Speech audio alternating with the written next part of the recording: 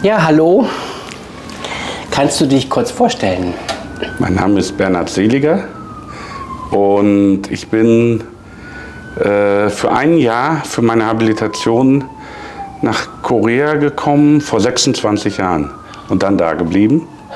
Und in dieser Zeit habe ich erst 4 Jahre lang an einer Universität gearbeitet, Hankuk University of Foreign Studies, unterrichtet dort. Und danach habe ich meinen Vorgänger kennengelernt, einmal in der katholischen Gemeinde hier, den Rendanten oder Schatzmeister haben wir damals gesagt, Gerhard Michels. Und der war auch dann mein beruflicher Vorgänger, denn der war der Repräsentant der Hans-Seidel-Stiftung. Und irgendwann kam er mal an und sagte, könntest du dir vorstellen, dass du mein Nachfolger wärst hier bei der Hans-Seidel-Stiftung. Das war eine sehr spannende Aufgabe. Wir machen Projekte mit Süd- und Nordkorea und auch jetzt in ganz Nordostasien. Und dann hat er aber gleich gesagt, und wenn du das machst, dann musst du aber auch Rendant in der Kirchengemeinde werden. Und das habe ich auch gerne gemacht, denn ich war damals schon 4 Jahre dann Mitglied der Gemeinde. Das heißt, du bist jetzt wie lange in der Gemeinde? Seit welchem Jahr? Ja, seit ich weiß nicht ganz genau, 98 oder 99. Also es muss entweder Ende 98 gewesen sein, ich bin im September gekommen, oder Anfang 99, als zum ersten Mal ein Koreaner, der bei uns damals noch Student war und der immer hier zur Gemeinde ging, mir gesagt hat, der sprach ganz toll Deutsch, war in Deutschland aufgewachsen, hätten Sie nicht mal Lust mitzugehen zu der deutschsprachigen Gemeinde? Und damals bin ich immer nach Myeongdong gegangen, meistens in den koreanischen Gottesdienst, auch wenn ich nicht so viel verstanden habe. Das macht ja bei uns Katholiken Gott sei Dank nicht so viel, weil wir haben ja eine Messe und wir wissen ja, was darin vorkommt. Und wenn man sich die Texte dann anguckt, dann ging es. Aber trotzdem war es mir natürlich schön, dass ich nach ein paar Monaten nicht dann hier zur Gemeinde gekommen bin. Und von meiner Universität aus konnte man mit der Linie 1 da am Fluss entlang auch relativ einfach hier nach Hannamdong fahren mit der U-Bahn-Linie. Und dann bin ich hier bei der Gemeinde gelandet.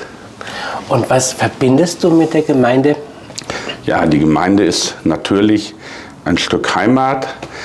Man kann ja beten in vielen Sprachen und es ist ja auch toll sozusagen, das machen wir ja gerne auch mal, sondern auch weil man vielleicht gerne mit Sprachen spielt, dass man mal auf Französisch betet, auf Englisch, auf Koreanisch, je nachdem wo man ist, und das ist natürlich die Gemeinschaft, das Katholische, das Allgemeine oder Weltumspannende ist natürlich ein Markenzeichen unserer Kirche.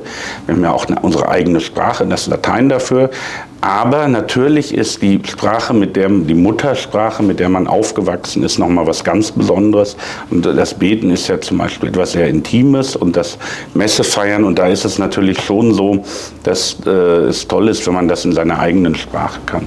Und damit zusammenhängen dann eben die Lieder, die man gerne singt und auch die Gebräuche, die ja auch in jeder Gemeinde etwas anders sind oder auch in jeder eben Volkskirche sozusagen, wo eben in Korea etwas anders gefeiert wird als bei uns. Und da ist es schön, wenn man dann auch in der deutschen Kirche ist und dort ein Stück Heimat findet.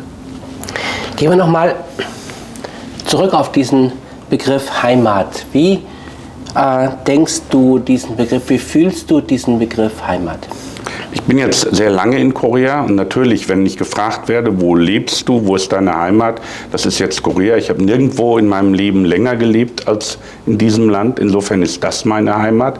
Aber natürlich ist meine Heimat auch da, wo ich aufgewachsen bin.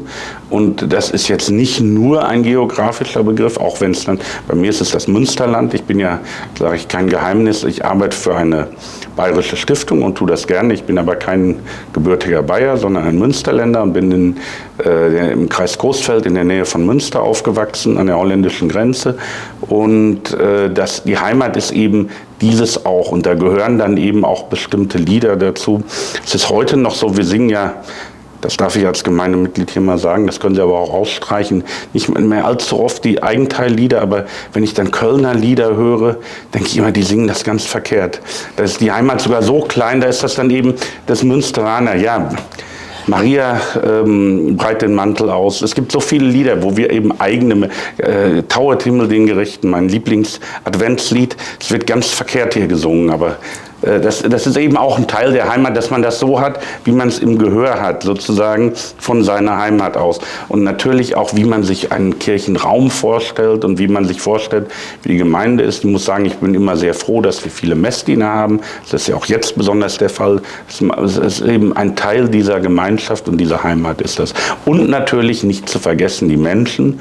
Und da ist es nochmal besonders so, ich komme ja, als ich aufgewachsen bin, da war bei uns die Kirche noch eine Volkskirche, aber da ist man in die Kirche gegangen und danach sind vielleicht die Männer noch zum Frühschoppen gegangen, aber hier gibt es immer diese schöne Gemeinde, Beisammensein, was eben ja auch ein Zeichen eigentlich von Diaspora-Gemeinden ist, besonders oder da besonders gepflegt werden kann. Und das ist natürlich auch eine schöne Sache, dass wir als Gemeinde nicht nur zur Messfeier zusammenkommen, sondern danach uns auch hier treffen. Und das natürlich auch ein ganz wichtiger Punkt ist, wo ja die Menschen sich wohlfühlen, aber auch Kontakte knüpfen können, auch wo neue Leute Heimat finden können. Als ich eben neu hier war, hatte ich gar keine deutschen Freunde, weil ich an der Universität da gab es eben keine Deutschen im Grunde, außer ein, zwei Professoren vielleicht. Und da war es eben schön, dass man auch mal auf Deutsch wieder reden konnte und mit Deutschen sich treffen konnte. Und was würdest du gerne jemand sagen, der sich für unsere Gemeinde interessiert? Ich würde ihm sagen, kommen Sie gerne, kommen gerne. Wir haben Koreaner bei uns, wir haben Deutsche bei uns. Die Sprache ist natürlich das Schöne an der Gemeinde, ist aber nicht unbedingt Voraussetzung, gerade wenn man neu hier hinkommt. Es gibt ja auch Leute, die kommen hierhin, um Deutsch zu lernen.